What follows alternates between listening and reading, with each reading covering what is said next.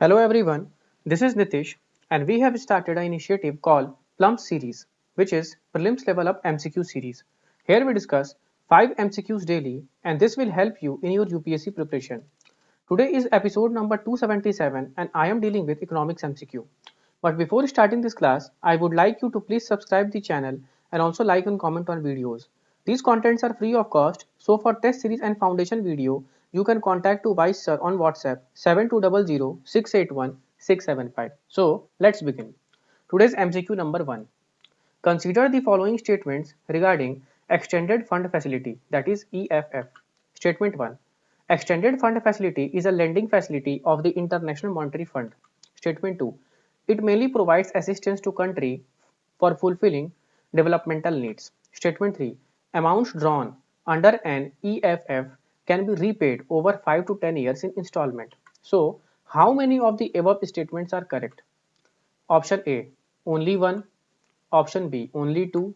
Option C, all three are correct. And option D, none. I will give you 10 seconds. Try to answer this question.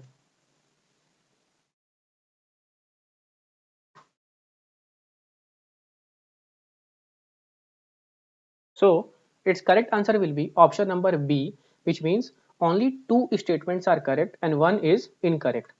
So, the incorrect statement is statement number 2. That is, it mainly provides assistance to country for fulfilling developmental needs. So, this statement is incorrect. Rest two statements are correct one.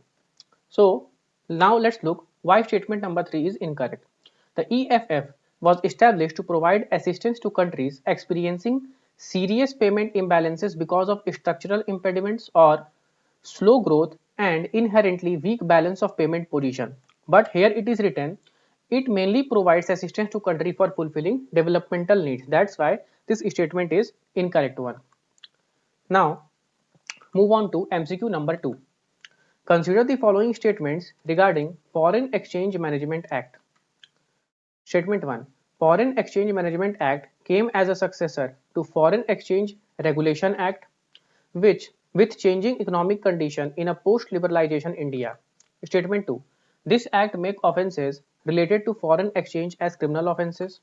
Statement 3.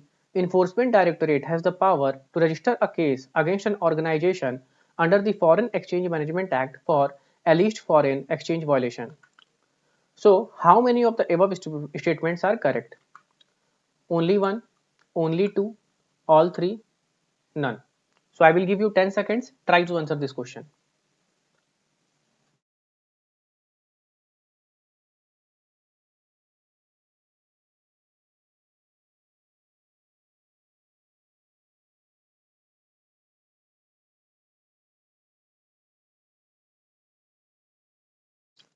So, its correct answer will be option number B, that is only two statements are correct. Now, let's look at the statement which is incorrect, that is statement number 2. Here, statement number 2 is incorrect one. Why?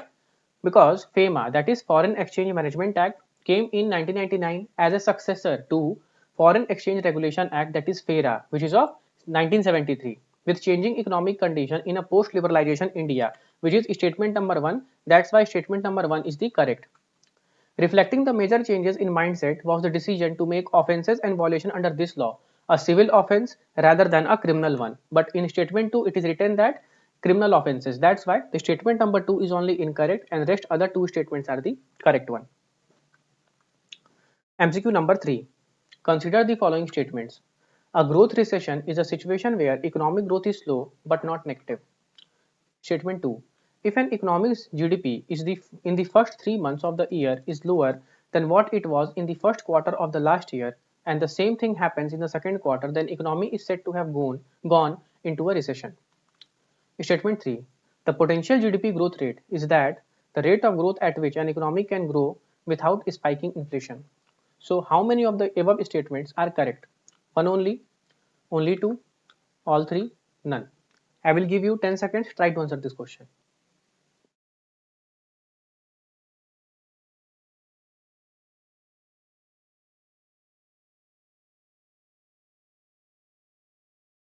So its correct answer will be option number C, which means all the above three statements are the correct one. In the common parlance, a recession implies that the total economic activity in an economy contracts for 2 consecutive quarters. In other words, if an economy's GDP in the first 3 months of the year is lower than what it was in the first quarter of the last year, and the same thing happens in the second quarter, then the economy is said to have gone into a recession. That's why all the three statements, which means the statement which is not mentioned in the solution, you can also make a notes from the statement itself. And whatever I am teaching you, I try to put in the content so that you can make a good notes. Now, move to MCQ number 4. Consider the following statement. Here the spelling mistake. The union and state government concurrently levy GST on commodities with 50% as central GST and 50% as state GST. In India, the union government has exclusive power to levy excise duty on petroleum products. In India, the state has exclusive power to levy excise duty and sales tax on liquor. So you have to identify how many of the above statements are correct. Only one, only two, all three, none. I will give you 10 seconds, try to answer this question.